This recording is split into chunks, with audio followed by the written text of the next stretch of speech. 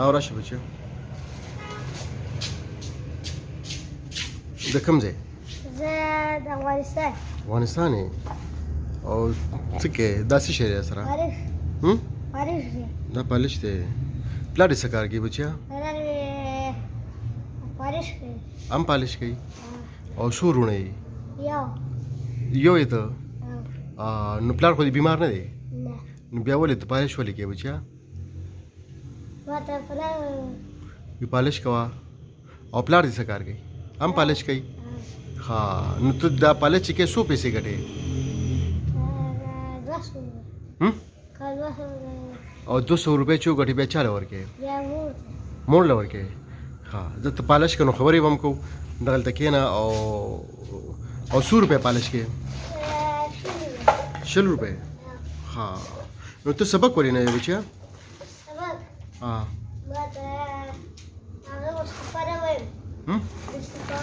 سپارې سبق وې ها او دغه د سکول سبق نه وې افغانستان کې د کوم ځای افغانستان کې کوړه سنگي نو بچي دا وخت استاد لوبو دی کنه چې ته لوبو کې سبق وې سکول ته لاړ شي او دې وخت نه ته کاروبار کو دغه کې نو اړه دی غواړي چې سکول ته ځي ها او که سکول کې زه داخل کړم بیا سکول وې خو بیا پالش بیا سو کې پلار به څه وایي نه به وایي ستا پلار کوم ځای کې دی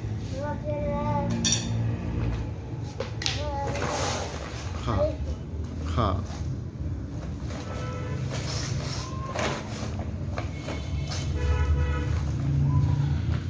ګرانو کتونکو زه خبریال د پښتونخوا یم دا ماشوم تاسو ګوري د عمر به تقریبا یا 9 کاله یا 8 کاله او د ټیم کې دی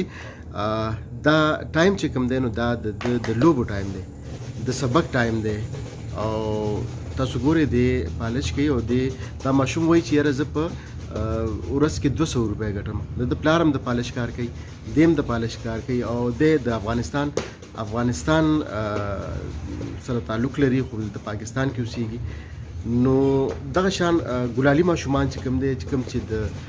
سبق نه پاتې دي او سبقونه نه وي نو د دې لپاره به ډېرې زیاتې داسې ادارې شته چې په دې باندې کار هم کوي خو که چېرې د دې ماشومانو لپاره هم چې کوم دی یو پراپر چې کوم دی یو قانون پاس شي یا د دې دپاره د تعلیم لپاره چې کوم دی داسې حالې ذریعې زما په سر ډېر زیات بهتر وي دا ورکوټی ماشوم دی او دا ورکوټی ماشوم چې کوم دی تاسو ګورئ چې د بوټان پالش کوي او 200 روپۍ ګټي د ټولو نه اهمه ذمواري د دې ماشوم په مور او پلار باندې ده لکه څنګه چې دې ماشوم وویلي چې یاره دا زه بوټان چې کوم دی پالش کوم زما پلار هم د پالش کار کوي زما پلار بالکل روغ رمټ دی خو د هغې باوجود هم چې کوم دی ما باندې پالش کوي او 200 روپۍ زه ګټم نو اوله ذمواري د مور پلار وي بیا د ریاست ذمواري وي او بیا چې کوم شتمن خلک دي د هغې هم دغه ذمواري جوړېږي چې دغه ګلالي ماشومان چې د نن ماشوم دی دا د سبا ستوری دی او بیا د ملک واګې د دې ماشومانو په لاسو کې راځي که چېرې د دې مستقبل دغه شان په تیرو کې نو بیا هغه قامونه کله هم ترقي نشي کولی بچې چې کله ته پالش کې تا سره خلک ښه رویه کوي ته کله پالش کې څو خبرې خو ته نه کوي ها او خلک دله پیسې درکوي داسې شوي دي چې یاره تا پالش کړی د پیسې درې نه یې درکړي وو درته ویل چې ځه داسې خو چا نه دي کړي که نه او پیسې خلک ډېرې درکوي لږې راکوي درکوي ها ها لکه ستا کېږي 100 روپۍ او دله 10 روپۍ درکېږي ها بازار کې چې ګرځې نو خلک څه وایي تا ته ورکوټی ماشومې نور کارونه در باندې کوي چې چیر وړه اوبه وړه یا تا ته وایي دلته مه راځه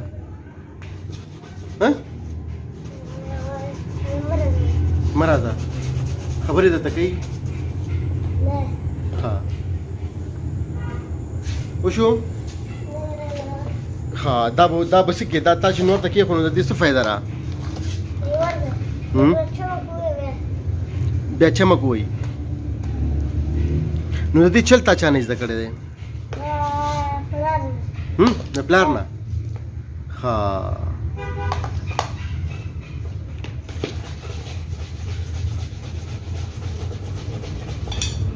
ستا نور ملګري شته چې هغه هم پالشي کوي نه نور ملګري دي نشته او د سهار څه ټایم د کور نه روزي بچیا د 2 بجې نه سهار څه ټایم روزي سهار سهار ها وختي وختي روزي نو اول چرته ځي کم ځای کې پالش دا کار زیات کم ځای ته ځي چې هغه ته کې خلک بوټان پالش کوي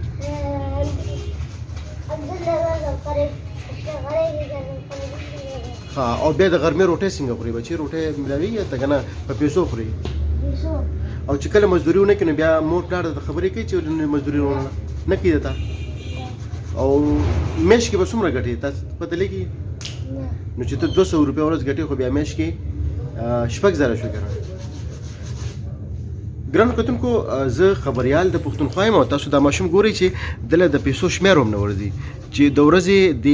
200 روپۍ ګټي نو د میاشتې د 6000 روپۍ شو خو دا هم ورته پته نشته چې زه د میاشتې 100 پیسې ګټم د دې ماشوم ډېر زیات ارمانونه لري ډېر خواهشات به د هم وي چې زه د هم لکه د نورو ماشومانو په شان سکول ته لاړ شم